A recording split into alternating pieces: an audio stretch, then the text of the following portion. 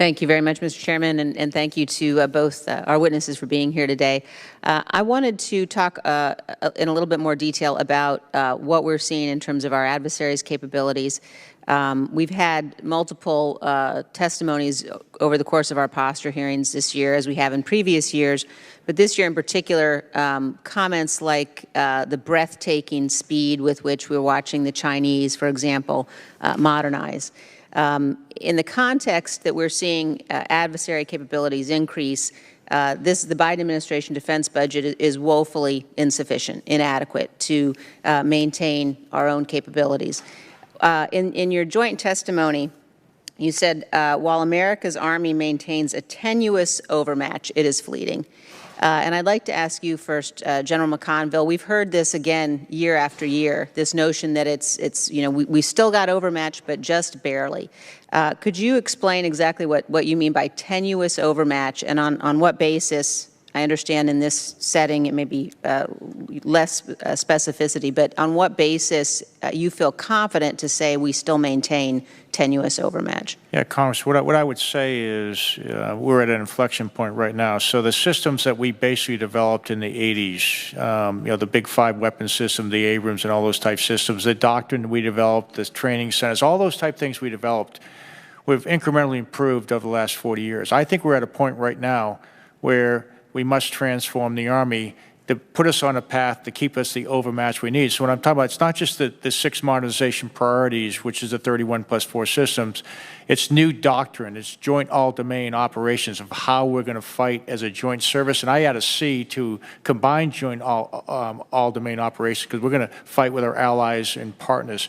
It's new organizations we're building, like the multi-domain task force. It's going to give us long-range precision effects, long-range precision fires. We need to have to penetrate this anti-access air denial capabilities developing. It's new ways we train, it's new ways that we bring things on board, and more importantly, it's a 21st century talent management system where we manage people and compete for people very differently. All those things need to be done, and as we discuss this, people are going to say, well, the barracks aren't this or this. We are trying to take the money we have and apply it so we are postured the best we can with the money we've been given for the future. Well, I appreciate that, and I think that's a key point for the American people to understand, that you're doing the best you can, but at this moment, our adversaries are not facing the same constraints. In a contested environment, General, today, do you think that the joint force would have dominance across the entire spectrum? I do. Because 2 years ago, in 2018, as the Army began to change the doctrine, there was testimony at that time that, in fact, then we would not have. But do you think that we've now increased our capacities and our capabilities, that they've improved since 2018?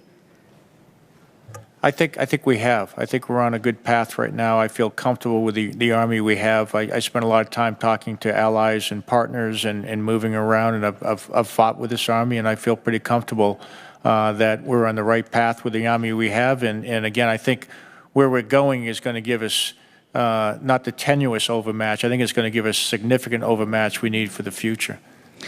Well, I would also just urge that we can't get to that significant overmatch if we don't have the resources, and time is not on our side.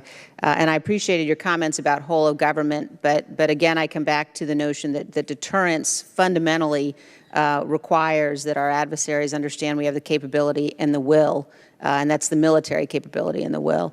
And so, Secretary Wormuth, could you explain how you are thinking about deterrence in new ways? Because it seems pretty clear that being able to depend upon overmatch, being able to depend upon dominance across every domain isn't where we're headed with this budget. So what are the new ways you're thinking about effective deterrence in that world? Congresswoman, I would say a couple of things.